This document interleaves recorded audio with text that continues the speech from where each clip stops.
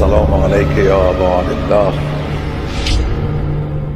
بسم اللہ الرحمن الرحیم وَلَقَدْ كَرَّمْنَا بَنِي آدَمَ وَحَمَلْنَاهُمْ فِي الْبَرِّ وَالْبَحْرِ وَرَزَقْنَاهُمْ مِنَ الطَّيِّبَاتِ وَفَضَّلْنَاهُمْ عَلَى كَثِيرٍ مِّمَّنْ خَلَقْنَا تَفْضِيلًا۔ صلوات پڑھیں محمد والے۔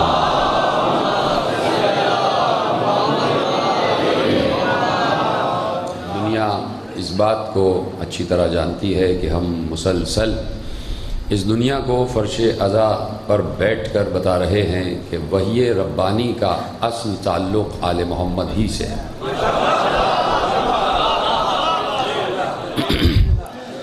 وحی ربانی اس وقت تک سمجھ میں نہیں آئے گی جب تک عبود ربانی سمجھ میں نہ آ جائے، جب تک اللہ کے مخصوص اور منصوص بندے سمجھ میں نہ آئیں اس وقت تک وحی ربانی کا تعقل نہیں ہو سکتا۔ اور وحی ربانی کا تعقل اسی صورت میں ہو سکتا ہے کہ جب عقل انسانی کو یہ معلوم ہو کہ عقل اول کون ہے، عقل اول کون ہے۔ اور یہی ہماری ذمہ داری قدرت کی طرف سے عائد ہو گئی۔ آپ خود کبھی اس بات پر غور کریں کہ عالم اسلام کی 73 فرقوں کی اس کہکشاں میں ایک آپ ہیں کہ جو لا الہ الا اللہ محمد رسول اللہ سے بڑھ کر علی ولی اللہ تک پہنچے ہوئے ہیں۔ ہر کوئی اس تیسرے زینے تک نہیں پہنچ پا رہا، اور جو اس تیسرے زینے تک پہنچتا ہے جسے زینہ ایمان کہا جاتا ہے، تو اب آپ اس زینہ ایمان پر پہنچ گئے جسے زینہ ولایت علی کہا جاتا ہے۔ تو اب دیکھنا یہ ہے کہ اگر اس زینے پر پہنچ گئے تو یہاں پہنچ کر بیٹھ جانا ہے یا کچھ ذمہ داریاں بھی ادا کرنا ہے۔ علی والوں کی ذمہ داریاں مثلا میں آپ کو بتاؤں، جس نے لا الہ الا اللہ کہہ دیا وہ دائرہ اسلام میں داخل ہو گیا، اس کی ذمہ داریاں اس پر عائد ہو گئیں۔ جس نے لا الہ الا اللہ کہا اس کی ذمہ داریاں اللہ نے اس پر عائد کر دی، ذمہ داریاں محدود ہیں اس کی۔ لا الہ الا اللہ کہہ دیا، کہا کہ بس تمہاری سب سے بڑی ذمہ داری یہ ہے کہ تمہارے ہاتھ اور زبان سے تمہارا پڑوسی محفوظ رہے۔ اسی طرح جب اس کے ساتھ ساتھ محمد الرسول اللہ بھی شامل ہو گیا تو اب ذمہ داری اور بڑھ گئی۔ کہا کہ تمہاری ذمہ داریوں میں یہ بات بھی داخل ہو گئی کہ ہم نے اپنے نبی کے لیے کہا کہ بعثت لأتمم مکارم الاخلاق، خود ہمارے نبی نے امت کو مخاطب کر کے کہا کہ مجھے مبعوث کیا گیا اس لیے تاکہ میں اخلاق کو اس کی بلندیوں پر پہنچا دوں۔ تو اب جس نے محمد رسول اللہ کہہ دیا اس کی ذمہ داری اور آگے بڑھ گئی کہ اب اسے اخلاق کا پیکر بن کے اس دنیا میں جینا ہے۔ ایسا نہیں ہے کہ بس کلمہ پڑھ لیا تو بس کلمہ پڑھ لیا اور کلمہ پڑھ کے گھر میں بیٹھ گئے، لا الہ الا اللہ محمد رسول اللہ کہہ کے گھر میں بیٹھ گئے اور اس کے بعد کھانے کمانے لگ گئے، صبح کو دفتر گئے، شام کو واپس آ گئے، بچوں کو پیار کیا، تھوڑا سا ٹی وی دیکھا، پھر سو گئے، پھر دفتر چلے گئے، پھر بچوں کی پرورش کی۔ تو اگر یہی طرز زندگی ہے تو یہ طرز زندگی تو جانور بھی گزارتا ہے۔ تو اب جب لا الہ الا اللہ سے اوپر ہٹ کر محمد رسول اللہ کہہ دیا تو اب ذمہ داریاں اور آگے بڑھ گئی۔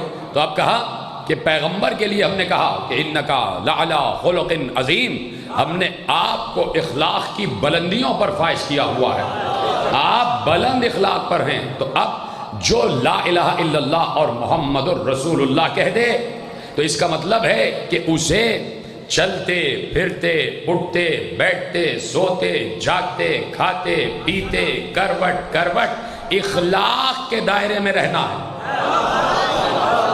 بات پہنچ رہی نا آپ تک؟ یعنی مسلمان کہہ کے گھر میں بیٹھ نہیں سکتا، جیسے ہی اس نے اپنے آپ کو مسلمان کہا اب اسے رسول اللہ کے اخلاق کا نمونہ بننا ہے۔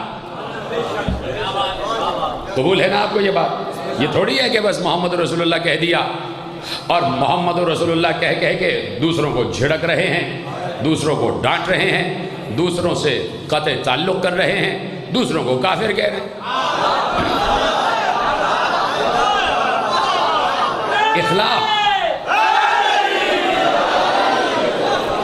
پیغمبر نے اخلاق کو ان کی بلندیوں پر پہنچا دیا۔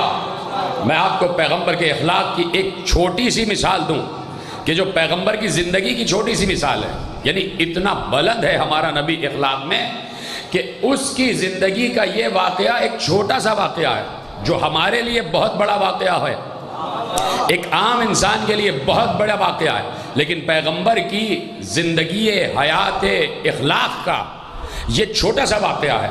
مثلا آپ یقین نہیں کریں گے، اور یقین کرنا چاہیے کہ وہ نبی کہ جو نہ ہوتا تو کچھ نہ ہوتا، وہ نبی جس کی وجہ سے سب کچھ ہے، وہ نبی جس کی وجہ سے کائنات ہے، وہ نبی جس کی وجہ سے زمین ہے، جس کی وجہ سے آسمان ہے، وہ نبی جس کی وجہ سے ہر انسان ہے، وہ نبی جس کی وجہ سے اصحاب نبی ہیں۔ یعنی رسول کے یار بھی نہ ہوتے اگر رسول نہ ہوتے، جب رسول نہ ہوتے تو آدم بھی نہ ہوتے، نوح بھی نہ ہوتے، ابراہیم بھی نہ ہوتے، موسیٰ بھی نہ ہوتے، عیسیٰ بھی نہ ہوتے، تو جب یہ 1,23,999 انبیاء نہ ہوتے تو اب رسول نہ ہوتے تو کوئی بھی نہ ہوتا۔ اتنا عظیم رسول، اتنا بلند رسول، مقام قاب قوسین پر پہنچا ہوا رسول، اللہ جس سے بغیر جبرائیل بات کرے وہ رسول، وہ رسول، اتنا عظیم رسول، رسول کو پہچانتے ہو نا، اتنا عظیم رسول ہے کہ بعد از خدا بزرگ توئی، قصہ مختصر، بعد خدا سب سے بڑا ہے رسول، بعد خدا سب سے بڑا ہے رسول، پہلے کہو ہاں، اللہ کے بعد سب سے بڑا کون ہے؟ رسول۔ جب تم سب نے یہ تسلیم کر لیا، 73 فرقوں نے تسلیم کر لیا کہ اللہ کے بعد سب سے بڑا رسول ہے، تو ذرا تاریخ اسلام سے تو پوچھو کہ جو اللہ کے بعد سب سے بڑا ہے اسے پالا کس کی گودی میں گیا ہے؟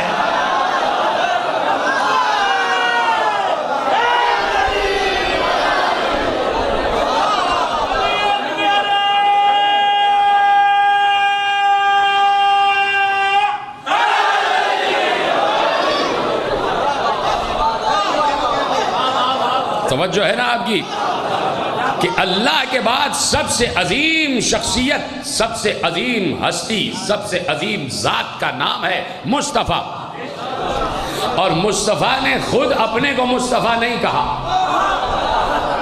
اللہ نے کہا ہے یہ مصطفیٰ ہے، اللہ نے کہا ہے یہ میرا چنا ہوا ہے، اللہ نے کہا ہے یہ میرا انتخاب کیا ہوا ہے۔ اتنا بڑا رسول، اتنا عظیم رسول، اتنا اعلیٰ رسول، اتنا صاحب فضیلت رسول، اتنا صاحب معجزہ رسول کہ جو نہ ہوتا تو کچھ نہ ہوتا۔ وہ جا رہے ہیں راستے سے، انکا لعلی خلق عظیم، آپ اخلاق کی بلندیوں پر فائز ہیں۔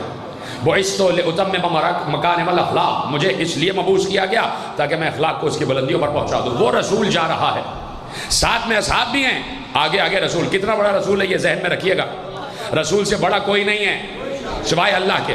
کوئی بڑے سے بڑا جاگیردار آ جائے وہ رسول سے بڑا نہیں ہے، کوئی بڑے سے بڑا زمیندار آ جائے وہ رسول سے بڑا نہیں ہے، کوئی بہت بڑے ملک کا سپر پاور کا صدر مملکت آ جائے وہ رسول سے بڑا نہیں ہے، کوئی رسول سے بڑا نہیں ہے۔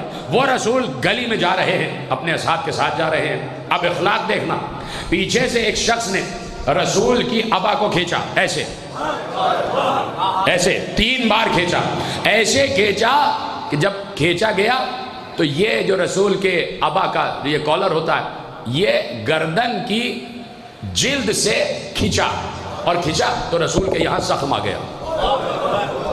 اس نے پیچھے سے رسول کے دامن کو، ابا کو کھینچا، جب کھینچا تو یہاں خراش آ گئی۔ تو اب سوچو تم کہ میں صدر مملکت کی بات نہیں کرتا، تمہارے گاؤں کے پٹواری کے اگر کوئی اس طرح کھینچ لے، جب پٹواری ہوتے ہیں نا، ان کے اگر کوئی لباس کو کھینچے تو پھر یہ تمہاری پوری نسلوں کو تباہ کر دیں گے۔ تو اب چھوٹا موٹا پٹواری اس کا اگر کوئی دامن کھینچ لے تو یہ نسلوں کو تباہ کر دیتا ہے۔ کس کا دامن کھینچا گیا؟ رسول کا، جو نہ ہوتا تو کچھ نہ ہوتا۔ پیچھے سے انسان نے رسول کی ایک شخص نے رسول کی ابا کو کھینچا، ایسا کھینچا کہ رسول کے گلے میں خراش آ گئی، خراش آ گئی۔ ایک دم سارے اصحاب الرٹ ہو گئے کہ یہ کیا ہوا؟ رسول نے ایک بار اس کو دیکھا، مسکرائے، کہا کیا چاہتے ہو؟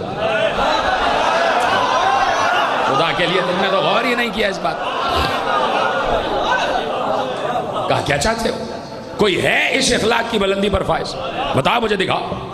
کوئی بڑے سے بڑا، چلو چھوڑ دو صدر مملکت کو، کوئی بڑے سے بڑا ملا کر سکتا ہے یہ؟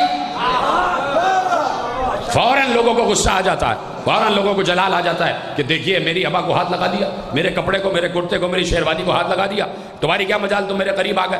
یہ ہے نا انسان کی جبلت۔ لیکن وہ رسول کے جو اخلاق کی بلندیوں پر فائز ہے، اخلاق اس کا یہ ہے کہ گردن میں خراش آ گئی ہے، ہلکا ہلکا سا لہو ابھر آیا ہے، اصحاب سے کہتے رک جاؤ، پوچھ، پیچھے مڑ کے کہتے کیا چاہتے ہو، کیا مسئلہ ہے تمہارے ساتھ؟ غصے سے نہیں کہا، مسکراتے ہوئے کہا کچھ تقاضا ہے، کچھ چاہتے ہو؟ کہا یا رسول اللہ چاہتا ہوں یہ ابا آپ مجھے دے دیں۔ اللہ اکبر، بڑی آسانی سے سن رہے ہیں آپ۔ کہا یا رسول اللہ میں یہ چاہتا ہوں ابا مجھے دے دیں۔ رسول اللہ مسکراتے ہیں، اپنے دوست کی ابا اتاری، اسے دے دی۔ آیت ادھر آئی انکا لعلی خلق عظیم، آپ اخلاق کی بلندیوں پر فائز۔